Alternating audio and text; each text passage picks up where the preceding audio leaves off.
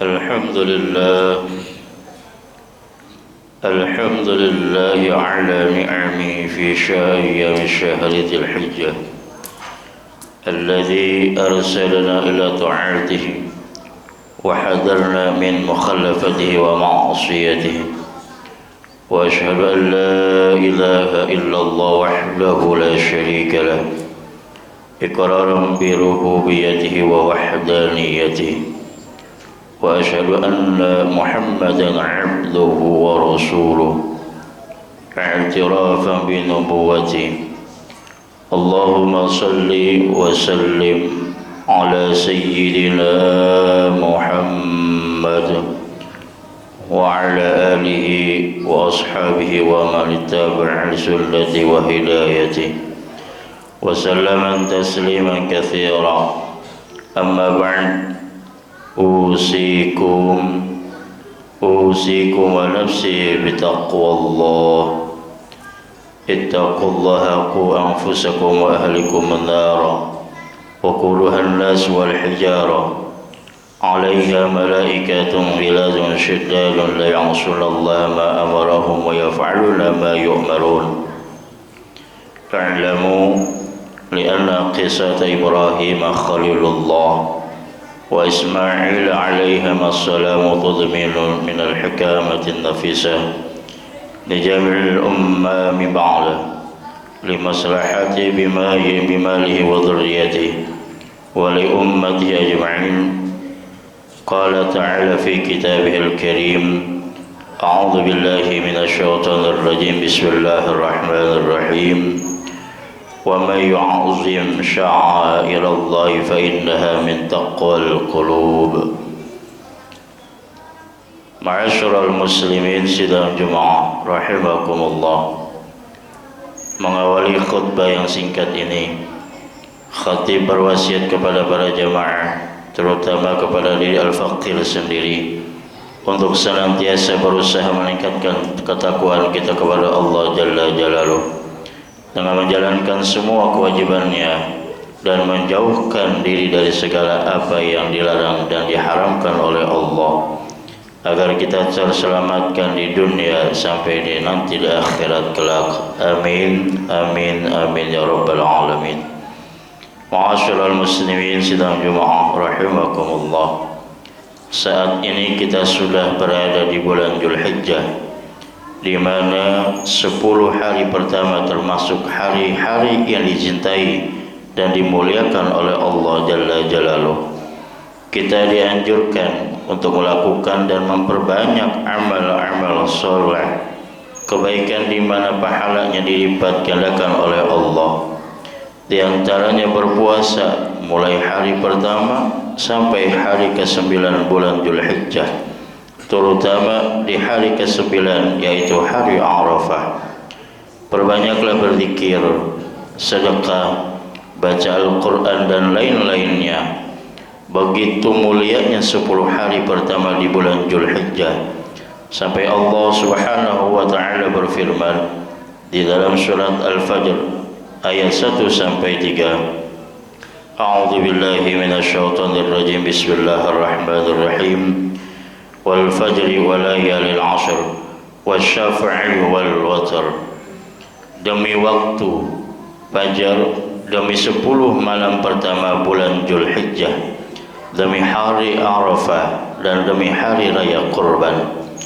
Dan dalam sebuah hadis yang diriwayatkan oleh Imam Ahmad, Imam Bukhari, Imam Tirmidzi, Imam Abu Daud dan Imam Ibnu Majah dari sahabat Ibnu Abbas radhiyallahu anhu, Nabi besar Muhammad sallallahu alaihi wasallam bersabda yang artinya, tidak ada hari yang amal soleh di dalamnya lebih dicintai oleh Allah selain 10 hari pertama di bulan Dzulhijjah. Para sahabat bertanya, wahai Rasulullah, termasuk lebih utama daripada jihad di jalan Allah?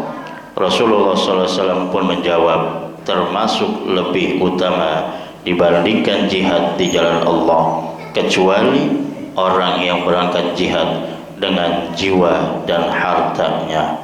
lalu ia tidak kembali dengan sesuatu apapun dari jiwa dan hartanya, karena ia mati syahid di medan jihad. Ma'asyiral muslimin sidang Jumat rahimakumullah.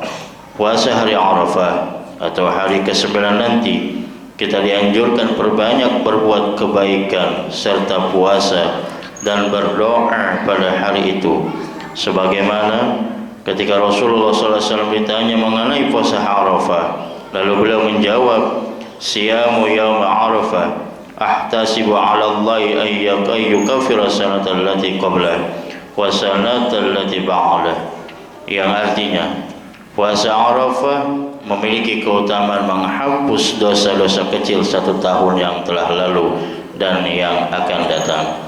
Hadis riwayat Imam Muslim. Dan dalam hadis lain yang diriwayatkan oleh Imam Malik dalam kitab Al-Muwatta, Rasulullah SAW telah bersabda, ma ruwayatu syaitanu yawma huwa fi asghar wala adkharu wala ahqar wala aghyuzu minhu fi yaumil Arafah, yang artinya tidaklah syaitan terlihat lebih terhina, terusir, ternista, bahkan termarah kecuali pada hari Arafah. Hadis riwayat Imam Muslim. Hal itu dikarenakan begitu banyak rahmat dan ampunan dosa yang Allah anugerahkan kepada hambanya pada hari itu, sehingga syaitan sangat benci. Lalu kita dianjurkan membaca doa hari Arafah nanti, la ilaha illallah wahdahu la syarikalah lahul mulku wa lahul hamdu yuhyi wa yumiit wa huwa ala kulli syai'in qadir. Itulah doa di hari Arafah yang nanti kita akan baca. Dan selain itu kita disunahkan membaca surah Al-Ikhlas sebanyak 1000 kali. Ma'asyiral muslimin sidang Jumat rahimakumullah. Bagi yang akan melaksanakan sunnah kurbannya, dianjurkan hendaknya jangan memotong rambut dan kukunya, sebagaimana dari Ummu Salamah, dia berkata Rasulullah SAW telah bersabda, idza dakhala al-'ashru warada ahadukum ayyudhiya fala ya'khudha min sya'arihi wala min azfarihi syai'an hatta yudhi, yang artinya apabila telah masuk 10 hari pertama bulan Dzulhijjah dan salah seorang kalian hendak berkurban, maka janganlah dia mengambil atau memotong rambut dan kukunya sedikit pun hingga dia menyembelih hewan kurbannya. Hadis riwayat Imam Muslim. Dan dalam hadis lain yang diriwayatkan oleh Imam Tirmizi, Rasulullah SAW bersabda yang artinya, tidak ada amalan yang diperbuat manusia pada hari raya kurban yang lebih dicintai oleh Allah Subhanahu wa ta'ala, melainkan ialah menyembelih hewan kurban. Sesungguhnya hewan kurban itu kelak pada hari kiamat nanti akan datang beserta tanduk-tanduknya, bulu-bulunya dan kuku-kukunya. Sesungguhnya sebelum darah kurban itu mengalir ke tanah, pahalanya telah diterima di sisi Allah Subhanahu wa ta'ala, maka tenangkanlah jiwa kalian dengan berkurban. Hadis riwayat Imam Tirmizi. Oleh karena itu, mari gunakan harta kita yang diamanatkan oleh Allah Jalla Jalaluh untuk kita pergunakan dengan sebaik-baiknya, dengan kita berkurban dan berbagi bersama, agar hidup kita ini semakin bertambah berkah di dunia maupun di akhirat kelak. Jangan sampai kita menjadi manusia yang rugi di dunia maupun di akhirat kelak. Dan jangan menunggu sampai kita ada harta lebih atau kaya, tapi gunakanlah waktu ini dengan sebaik-baiknya untuk mencari bekal sebanyak-banyaknya agar selamat dunia sampai akhirat. Ma'asyiral muslimin sidang Jumat rahimakumullah. Demikianlah khutbah yang singkat ini.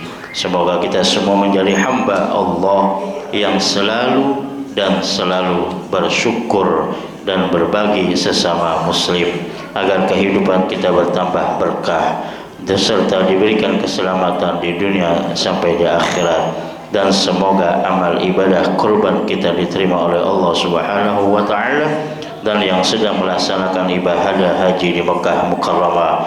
Semoga menjadi haji dan hajjah yang mabrur yang diterima oleh Allah Subhanahu wa taala. Amin amin amin ya rabbal alamin. Ja'alna wa iyyakum minal 'aidin wal faizin wa dakhalna wa iyyakum fi 'ibadis sholihin wa qul rabbighfir warham wa anta khairur rahimin.